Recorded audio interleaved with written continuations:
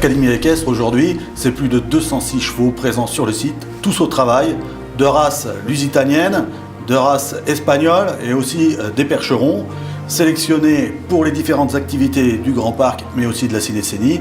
On retrouve les activités de voltige, de dressage, de liberté et bien sûr d'attelage.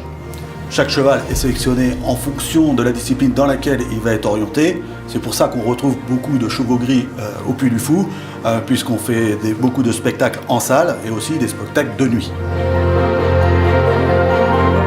Lors de la sélection des chevaux en Espagne ou au Portugal, il y a tout un protocole qui est suivi et nous faisons très attention par exemple à la taille des chevaux, à leur morphologie, pour qu'ils répondent aux différents critères des activités du Puy du Fou.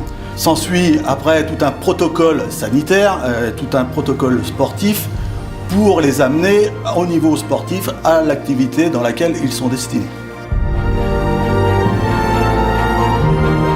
Cet effectif de chevaux est divisé en plusieurs piquets. Un piquet est un nombre de chevaux réservé à une discipline, comme l'attelage par exemple au niveau du Stadium gallo-romain.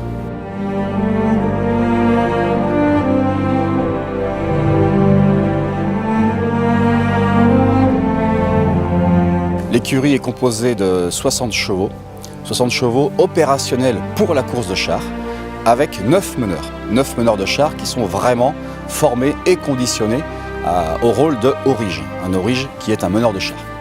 Parce qu'il faut savoir que les 4 chevaux dans la formation quadrige dans l'attelage travaillent ensemble, mais les efforts demandés par cheval sont totalement différents.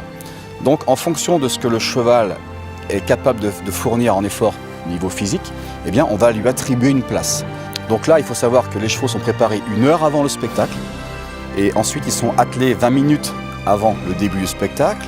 Et au début de la bande, les meneurs partent sur notre piste d'entraînement qui se trouve derrière les arènes pour une petite détente. Il y a une petite phase de pas, ensuite une petite phase de trot. Les chevaux arrivent en coulisses, ils ont déjà fait du trot, ils sont prêts physiquement, ils sont chauds.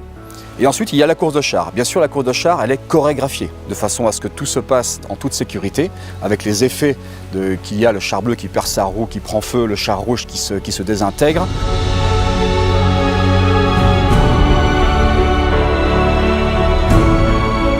Cette chorégraphie, elle est maîtrisée. Les meneurs de chars, avant chaque spectacle, la refont, mais à pied. Au fil des spectacles, il peut y arriver à un manque de concentration. Le fait de toujours s'imposer répétition de cette course de chars, ça permet de toujours remettre la carte à puce à zéro et on repart sur une bonne chorégraphie. Ça reste du spectacle, ça reste du spectacle vivant. Nous ne sommes pas au cinéma, on ne peut pas dire coupé, on l'a refait quand on a un petit problème de chorégraphie. Pendant 2 minutes, nous leur demandons un effort de galop à fond, on va dire. Ça dure juste 2 minutes, donc c'est un travail de sprinter.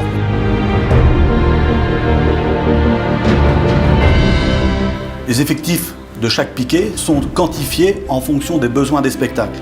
Par exemple, au niveau du spectacle du Secret de la Lance, nous utilisons 12 chevaux par spectacle et nous en avons 55 de disponibles, ce qui permet aux chevaux d'avoir des journées de repos.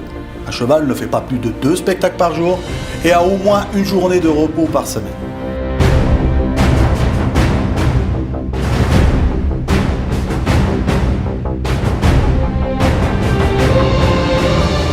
Pour les chevaux de voltige, on recherche des chevaux très particuliers. On va rechercher un cheval dynamique, capable de s'élancer à pleine vitesse et de pouvoir vite redescendre en pression. Donc c'est pour ça qu'on s'est orienté au Puy du Fou sur des races ibériques qui correspondent à ces critères-là. On recherche un cheval qui porte son cavalier lorsqu'il est sur un des flancs du cheval, sans que le cheval ne bouge lui et sans qu'il soit perturbé par les différentes figures du voltigeur.